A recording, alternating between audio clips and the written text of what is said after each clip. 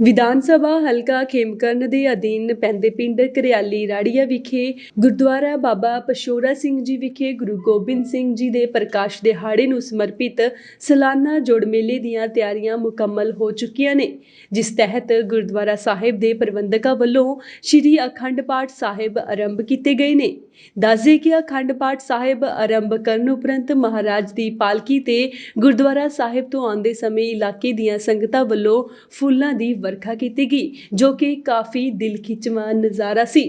ਇਸ ਉਪਰੰਤ ਸੰਗਤਾਂ ਵੱਲੋਂ ਫੁੱਲਾਂ ਦੀ ਵਰਖਾ ਕਰਦੇ ਸਮੇਂ ਸਤਨਾਮ ਵਾਹਿਗੁਰੂ ਦਾ ਜਾਪ ਕਰਦੇ ਹੋਏ ਗੁਰੂ ਮਹਾਰਾਜ ਨੂੰ ਗੁਰਦੁਆਰਾ ਬਾਬਾ ਪਸ਼ੌਰਾ ਸਿੰਘ ਜੀ ਵਿਖੇ ਸੁਸ਼ੋਭਿਤ ਕੀਤਾ ਗਿਆ। ਇਸ ਉਪਰੰਤ ਜਾਣਕਾਰੀ ਦਿੰਦੇ ਹੋਏ ਪਿੰਡ ਵਾਸੀਆਂ ਨੇ ਦੱਸਿਆ ਕਿ ਬਾਬਾ ਪਸ਼ੌਰਾ ਸਿੰਘ ਜੀ ਦੇ ਗੁਰਦੁਆਰਾ ਸਾਹਿਬ ਵਿਖੇ ਗੁਰੂ ਗੋਬਿੰਦ ਸਿੰਘ ਜੀ ਦੇ ਪ੍ਰਕਾਸ਼ ਦਿਹਾੜੇ ਨੂੰ ਸਮਰਪਿਤ ਹਰ ਸਾਲ ਇਲਾਕੇ ਦੀਆਂ ਸੰਗਤਾਂ ਵੱਲੋਂ ਸ਼ਰਧਾ ਅਤੇ ਭਾਵਨਾ ਨਾਲ ਪ੍ਰਕਾਸ਼ ਦਿਹਾੜਾ ਮਨਾਇਆ ਜਾਂਦਾ ਹੈ ਤੇ ਇਸ ਮੇਲੇ ਉਪਰੰਤ ਇਲਾਕੇ ਦੇ ਨਾਮਵਰ ਕਬੱਡੀ ਖਿਡਾਰੀ ਵੀ ਇੱਥੇ ਪਹੁੰਚਦੇ ਨੇ ਅਤੇ ਢਾਡੀ ਕਵੀਸ਼ਰੀ ਜਥੇ ਵੀ ਆਪਣੀ ਹਾਜ਼ਰੀ ਭਰਦੇ ਨੇ। ਉਹਨਾਂ ਨੇ ਕਿਹਾ ਕਿ ਕਈ ਦਿਨ ਚੱਲਣ ਵਾਲੇ ਇਸ ਮੇਲੇ 'ਚ ਪਹੁੰਚਣ ਵਾਲੀਆਂ ਸੰਗਤਾਂ ਲਈ ਲੰਗਰ ਵੀ ਅਟੁੱਟ ਵਰਤਾਇਆ ਜਾਂਦਾ ਹੈ।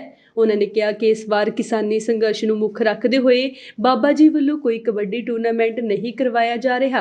ਸਾਡੇ ਬਾਬਾ ਪਸ਼ੌਰਾ ਸਿੰਘ ਜੀ ਸੀ ਇੱਥੋਂ ਦੇ ਰਹਿਣ ਵਾਲੇ ਪਿੰਡ ਘਰਿਆਲੀ ਰਾੜੀਆਂ ਦੇ ਤੇ ਉਹਨਾਂ ਦੇ ਸੰਬੰਧ ਦੇ ਵਿੱਚ ਅਖੰਡ ਪਾਠ ਸਾਹਿਬ ਅਸੀਂ 3 ਰੋਜ਼ਾ ਮੇਲਾ ਮਨਾਉਂਦੇ ਹਾਂ ਸਾਲੀ, ਜੋ ਕਿ ਬਾਬਾ ਰਣਜੀਤ ਸਿੰਘ ਜੀ ਦੀ ਇਹਨਾਂ ਦੀ ਸੇਵਾ ਕਰ ਰਹੇ ਨੇ ਇਸ ਜਗ੍ਹਾ ਦੀ, ਤੇ 3 ਰੋਜ਼ਾ ਮੇਲਾ ਸਾਲ ਦੇ ਸਾਲੀ ਮਨਾਉਂਦੇ।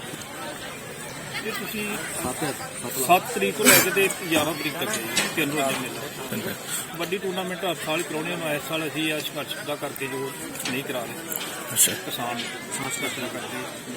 ਪਿੰਡ ਵਾਸੀਆਂ ਨੇ ਲੋਕਾਂ ਨੂੰ ਅਪੀਲ ਕੀਤੀ ਕਿ ਉਹ ਵੀ ਇਸ ਮੇਲੇ ਵਿੱਚ ਪਹੁੰਚ ਕੇ ਗੁਰੂ ਘਰ ਦੀਆਂ ਖੁਸ਼ੀਆਂ ਪ੍ਰਾਪਤ ਕਰਨ। ਤਰਨਤਾਰਨ ਤੋਂ ਬਲਜੀਤ ਸਿੰਘ, ਇੰਡੋਸ ਟੀਵੀ, ਆਸਟ੍ਰੇਲੀਆ।